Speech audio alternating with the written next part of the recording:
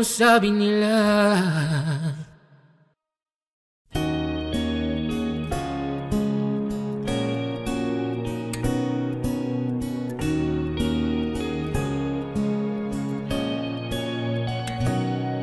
Sa di pa sumisikat ay palubog na ang araw ng aking pangarap.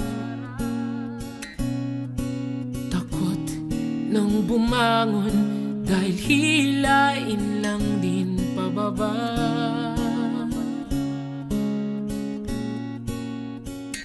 May tao bang marunong makisama at iaangat ka rin tulad nila? Tila wala. Ako ang mananayaw na limitado lang ang galaw, kasi gaya-gaya raw, tama na raw. Ako ang manunulat na hirap magpahayag, kasi baliw lang daw ang maniniwala. Ako ang muntik ng magkampiyon, ngunit kapos pa rin ngayon, kasi mahina raw, kulang pa raw. Ako ay ako ngayon dahil sa sabi nila, dahil yun ang sabi nila.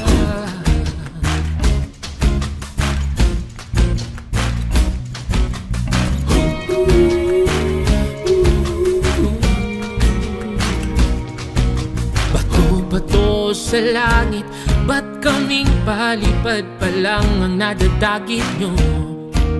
Sana wag naman, oh. Hirap nang umahon sa lalim ng aming nilalagpakan. May puso bang marunong unawa at mag-aabot kamay dun sa iba? Tila wala.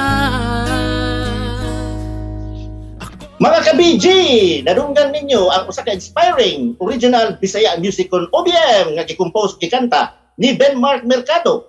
Madungduman ninyo mga ka-BG nga gipanuusan namo sa inyo ang Bingi Bulag Titi nga nag-champion sa pagbuhay lang nga Minpop tuig 2022. Si Benmark Mercado po ang original nga kompositor niini. Karong hapon ilailaw sa atong Bisaya Pride gikan sa Davao City nga si Benmark Mercado. Mayong hapon, Benmark. Mahayong hapon po, Ian. Oy, may gabi po dahil ka nimo karon doon. Magkakaroon sa unsa nang location nimo no? Unsa ka nga nasod karon tuod, Ben? Sa New Zealand. Na ako sa New Zealand. So hapon man ta karon dire mga 4:30 diha unsa oras man dia sa imo? Mga alas 8 na no? Sa gabi, may gabi din diha. 8:30. Yes, may gabi is. Ito, Ben, first of all, congratulations na sa pagkadaog usad sa Bingi Bulag Titi sa Minpop 2022. Unsa ang nahimong inspirasyon nimo para masulat nga kanta o gituyo bang acapella gyud ang ariglo niini nga music, Ben? Salamat kayo, bali.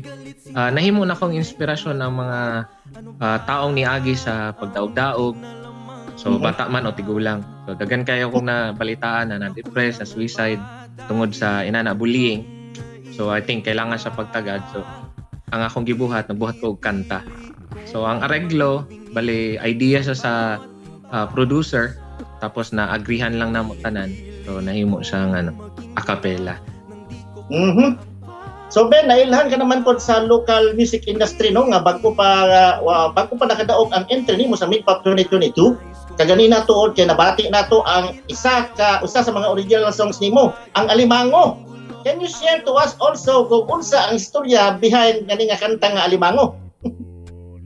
Okay, so bali mostly sa ako ang mga songs all about social issues.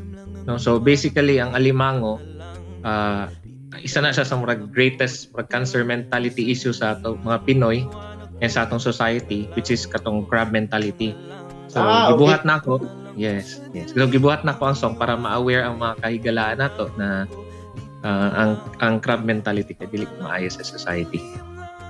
dili gid maayo no, labi na usa na po ni di man lang ni sa ingon nga sa Pinoy culture, but it's everywhere in the world nga kung naay maglagi mag-asenso naagi mga ubang tao nga i-pull down gyud no, mamana ang crab mentality kay sulod ning alimango sa usa ka planggana magsigiyahay man ni sila saka no, without thinking paupo pauwas paupuan yun, pabirahay yun, binirahay paubos kinsay magkauna. Mana na Ben Mark, catchy po ng imong mga songs no nga og very inspiring ni kayo. Isulti po sa amuha kung unsa ang mga gikabisihan po ni Ben Mark o unsa ba nga profesyon nimo aside sa ikaw isip usa ka singer o composer. Napabakailaan gikabisihan pa nimo Ben Mark?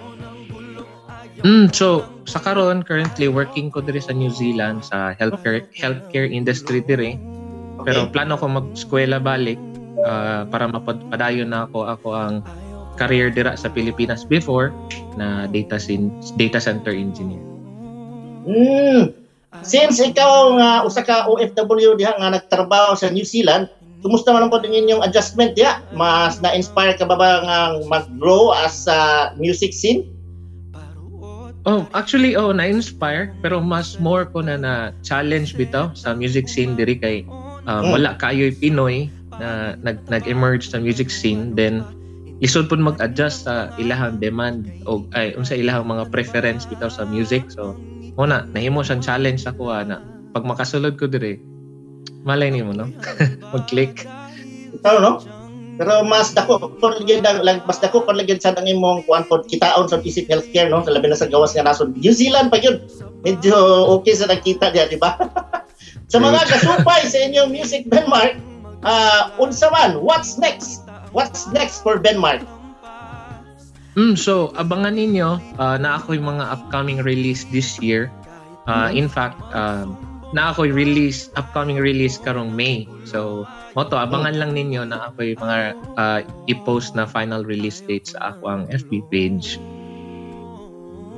Okay, so Ben Mark, unsa pa pod imong mga social media accounts or music platform baka nga pwede ta natong i-follow? You can follow me on my Facebook page, which is Ben Mark lang yung search, Ben Mark.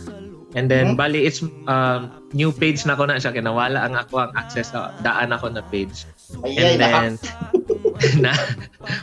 natanggal ko. So if you're vacant, you can follow me there for updates, and you can also follow me on Spotify and YouTube. Search lang ninyo Ben Mark Mercado. So Spotify lang ginato na i-search si Ben Mark Mercado. So Ben, unsa man imong tambag pod og mga mensahe nimo sa mga gustong magsugod sa karera nila sa larangan sa musika? Go. Okay, so for me, always be yourself lang gyud. Always open lang kita sa mga new learnings because it's a matter of gathering knowledge lang every day and putting them into practice. So as long as naagi isa na willing maminaw sa imuha, isa ka tao lang basta mo witness siya sa imo maminaw, wala kay rason para mo undang. Wow. Padayon lang yun.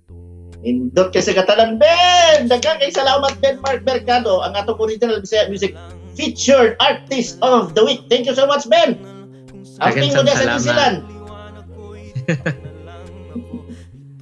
Bye-bye. Thank you. And mga ka-BJ, atong nakauban si Ben Mark from Davao City o Pusasya ka healthcare worker sa New Zealand. Wow, kita mo na, no? Universal ang atong music. It speaks different language and the melody. So can you, the melody can make you inspired maski luyo sa mga kalisod sa kinabuhi. Bisaya Gyud!